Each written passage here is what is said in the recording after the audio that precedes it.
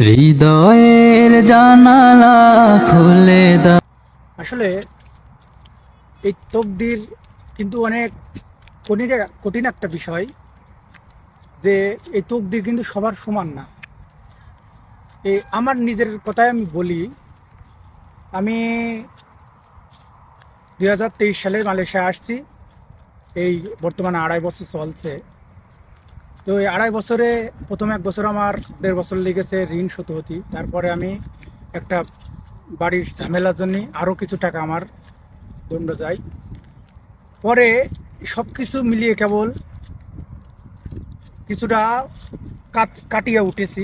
এমন অবস্থায়, এমন মুহূর্তে কিন্তু আমার এখন দেশে চলে যেতে হচ্ছে। আসলে প্রবাসীদের কার ভাগ্য কতটা, সেটা একমাত্র আল্লাহ তাআলাই জানে। তো সবাই নিজের প্রতি খেয়াল রাখবেন এবং আল্লাহর কাছে বেশি বেশি দোয়া কামনা করবেন, যাতে তকদিরটা আল্লাহ ভালো রাখে। প্রভুর প্রেমে কেন সাড়া দাও না।